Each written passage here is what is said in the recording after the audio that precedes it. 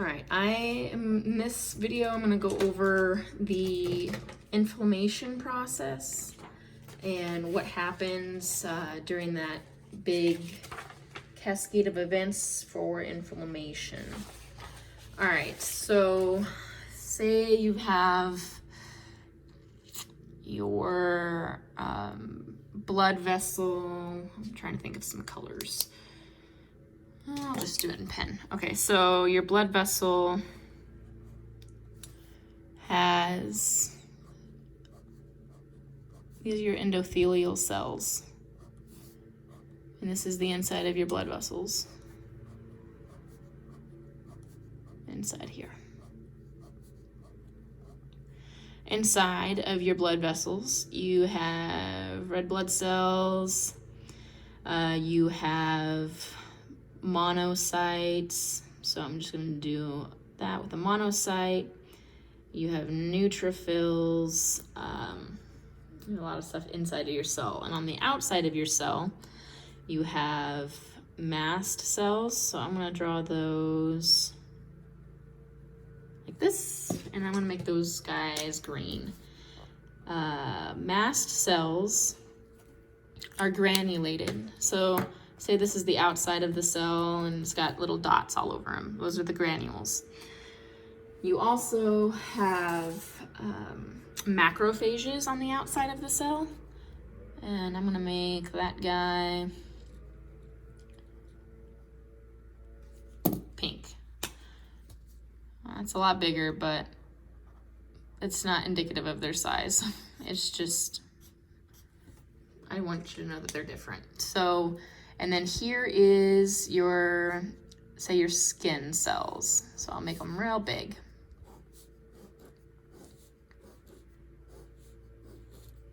So normally these are on the outside of your blood vessels and these are inside. When you have a cell injury, you get, so you have, say that's a splinter. That splinter is obviously going to damage this specific cell or kill it. So say this cell is injured. It's going to release, let's do orange. It's going to release cytokines saying, hey, I was hurt, help me. Those cytokines will trigger the mast cells, and the mast cells will degranulate. Remember, you have these granules, so these granules will pop off, okay?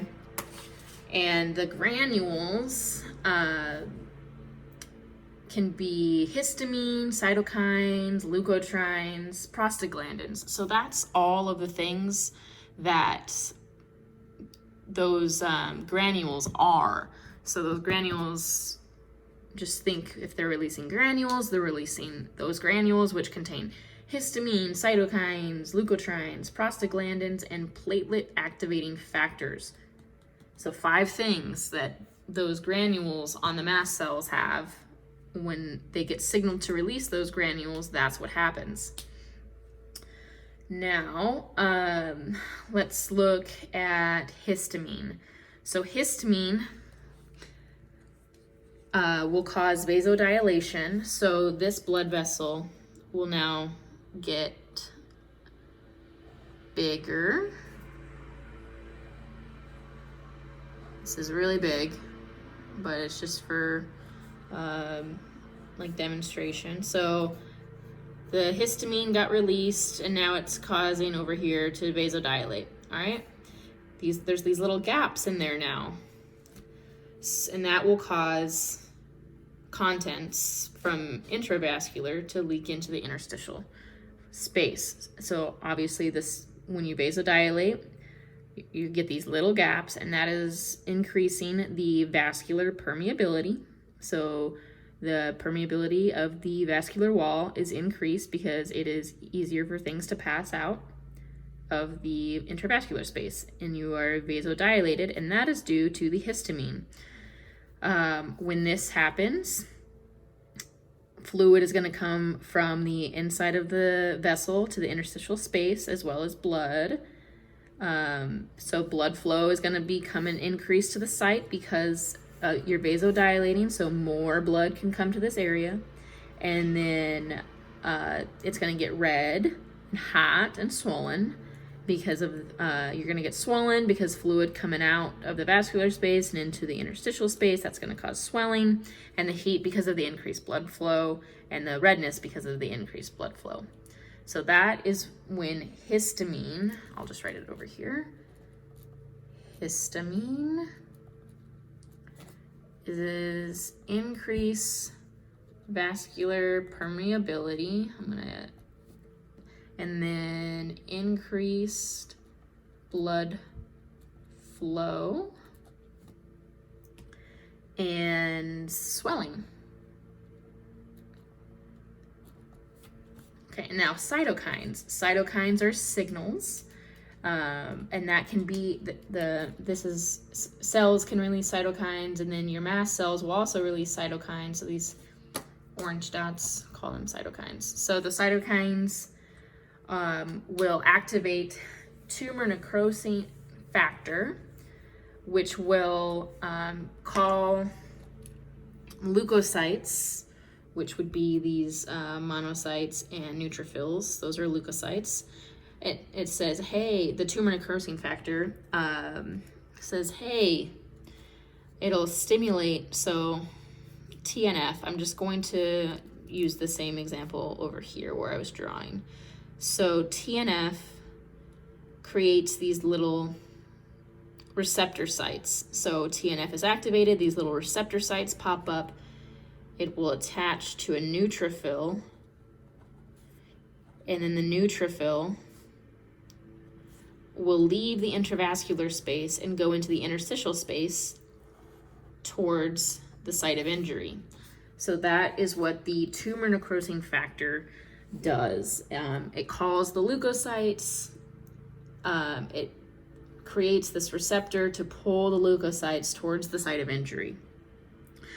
Also increases the vascular permeability because obviously for these leukocytes to get out of the vascular space, it needs a gap. Cytokines also release interleukin 13 and interleukin 4. What he wanted us to know here was that interleukin 4 happens early in the immune response, and interleukin 13 happens later. I remember that because 4 comes before 13. So interleukin 4 will be early, interleukin 13 will be later. So that is cytokines. So cytokines is tumor necrosing factor, interleukin 13, interleukin 4. Okay. Leukotrienes are something else that the granules will release. Leukotrienes increase the vascular permeability and the chemotaxis of neutrophils, eosinophils, and macrophages. So what that means is, again, increased vascular permeability. That's kind of a common trend here. So what happens is the chemotaxis, a taxi, think of a taxi. You're getting from point A to point B in a taxi. Chemotaxis. So it's a chemical signal to take you somewhere. So this chemical signal comes from here, and it's saying, I need help over here, I need help over here. The neutrophils, which are now outside of the cell, or outside of the vascular space, will move towards the site of injury because that's where all of the pathogens are, or the invading substances are, so the neutrophils can eat it. So the movement of here to here is the chemotaxis. And not only is it going to be neutrophils, it'll be eosinophils and macrophages. Big concept to know with macrophages, they come from monocytes. So I have a monocyte here. So when these are called to come out of the vascular space and help fight an infection, they come out of the cell, but then they become a macrophage. So inside here, they're just little baby monocytes, and then out, they come out and become a macrophage. So that is leukotrienes. So leukotrienes, again, increase vascular permeability. And then chemotaxis.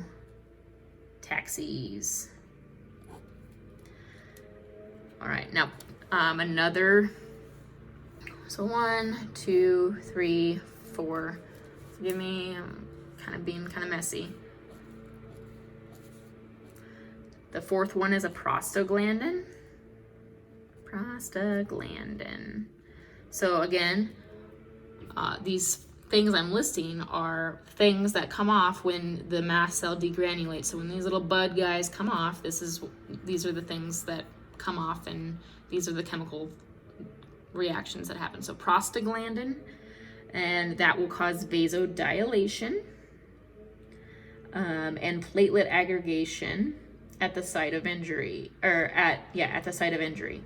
It also causes pain and fever. The prostaglandins we'll go over a lot more in the arachidonic acid pathway, but just know that even in the end result there, prostaglandins are responsible for pain and fever. They vasodilate, and they make platelets clump at the site of injury.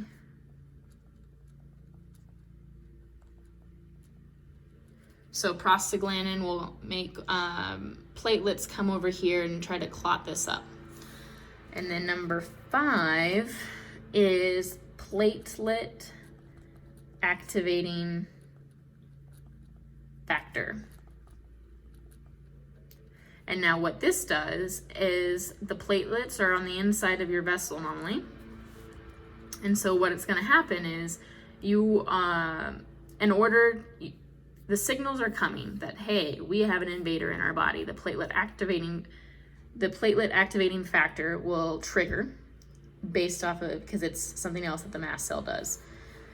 It triggers, and then it's going to want to block off any pathogens from coming into the bloodstream.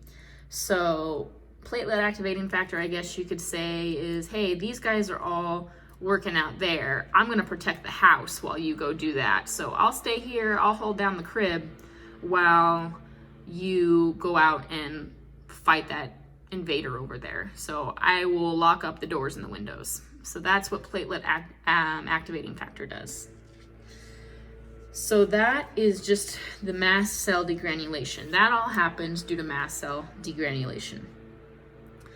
Other things that happen when you get this splinter or whatever happens, the chemotaxis factors are released. So that is just the direct release of these chemical activations here that call the neutrophils, the monocytes, all of that out of the vascular space. So that is directly causing those to come out instead of going through the mast cell. Which these macrophages and neutrophils and eosinophils, they're gonna eat the pathogen. And then once these guys eat the pathogen, so say this macrophage eats the pathogen caused by the bacteria from your splinter coming in, it's going to stimulate, it's going to show that bacteria on its MHC2. And that's going to show it to T cells, which will activate B cells, which will activate antibodies, which is a whole different cascade. So just know that the direct chemical signal from the site of injury can call neutrophils and macrophages out to eat the invader, which will then signal T cells, and which will then trigger B cells, and which will then create plasma with antibodies. And once these cells eat the invader, the white blood cells die and rupture, which activates complement, kinin, and the coagulation cascade. So once the coagulation cascade is activated, the fibrin mesh contains the injury. So you're going to want to get a fibrin mesh over here, and it's just wanting to contain the infection into this spot. It's preventing the spread of infection, and it traps microorganisms, stops bleeding, and then plasmin activates complement in the kinin system, and then the kinin system releases bradykinin, and bradykinin is the main thing that's responsible for pain and vasodilation, increased permeability, chemotaxis. It's calling receptors to that site. So that is the main thing that happens when your immune system triggers. So I think the main takeaway he wants us to know is these mast cells degranulates. It causes these 5 things. The granules are these 5 guys here: platelet activating factor, histamine, cytokines, leukotrienes, prostaglandins. Big picture is that you vasodilate, neutrophils and monocytes come out. The monocytes become macrophages. They all will eat the invader. And then the macrophages and the neutrophils that are eating the invaders will trigger the T cells, which will trigger the B cells, which turn into plasma and create antibodies. So it's a big trickle-down effect.